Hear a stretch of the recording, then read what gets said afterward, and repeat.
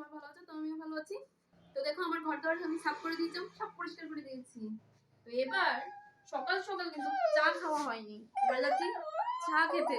তো চার জন্য সবার আগে কি দরকার? দুধ। দুধটা নিয়ে নেই ফ্রিজ থেকে। আসো আসো। পিছনে শুনতেই পাচ্ছ ছেলে কান্না করছে। এবার দুধটা বার করি।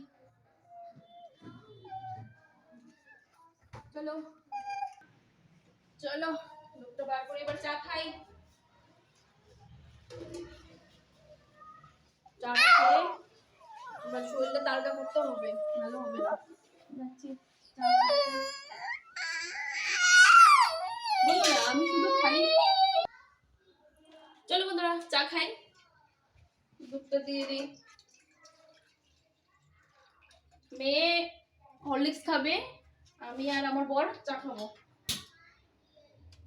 চার সাথেই ভাবলাম একটু রুটি করে নেই বন্ধুরা, সকাল সকাল একটু চা দিয়ে ঘি দিয়ে ভেজে ভেজে রুটি খাবো।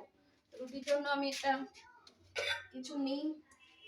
তারপরে দেখো আমার জিনিসপত্র কোথায় তুলে রাখতে হয় ছেলের জন্য। ছেলে আমার সব ফেলে দিয়ে নিচে রাখলে এইখানে রাখতে পারি। দেখো এই দুটো থাক কিন্তু খালি, এনে উপরে রাখতে হয়, এইটা একটা নিচে।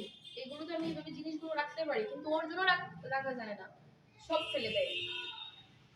তার জন্য এই উপরে তুলে রাখতে হয়।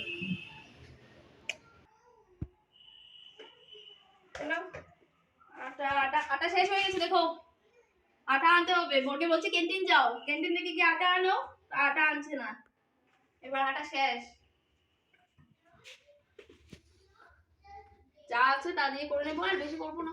মেয়ে সকালবেলা খেয়েছে, তারপরে বলবে মা আমাকে একটা রুটি দাও, তো দিতে হবে। আমি একটু রাখলাম। বন্ধুরা আমি আটার মধ্যে একটুখানি নুন দেই, আমি একটু নুন দিই। একটু নুন দিয়ে আটাগুলিকে মেখে নেব। আমার সামনে জল আছে, দেখো জলটা দিলাম। এবার আটাগুলিকে, চাটা তো বসিয়ে দিলাম, চাটা একটু ফুটো। চা না ফুটলে ভালো লাগে না খেতে। বন্ধুরা তোমরা বলো না আবার আমি হাত ধুইনি, আমি হাতটা ধুয়ে এসেছি সবকিছু। ছেলেকে সামলাতে হয় তো, বারে বারে মুখে হাত দিয়ে দেয়। তো ওকে আমার হাত, যার যার ছোট বাচ্চা আছে বন্ধুরা, সবসময় হাতটা ধুয়ে পরিষ্কার করে বাচ্চাদেরকে রাখতে হয়। এখন যা জীবাণু। তো দেখো আমি এবার রুটি করে নেব। সকাল থেকে কেক আর লাল চা সময় খেয়েছি, কিন্তু আমি এবার দুধ চা খাবো। দুধ চা না খেলে মনটা ভালো লাগে না। তার জন্য আটাগুলো মেখে এবার দুধ চাটা খেয়ে মেয়েকে দেখবো কি করে। মেয়ে জানো তো আমি যখন চলে আসি রান্না করে, তখন মেয়ে আমার চুপ হয়ে যায়। আবার যাই তখন ও আবার পড়াশোনা করে। মানে বাচ্চাদেরকে কতটুকু পরে পরে গিয়ে দেখতেও যে ওরা কি করছে। আর একজন ও দিদিদের সাথে বসে আছে, এবার রুটি দিলে দেখবে খাবে।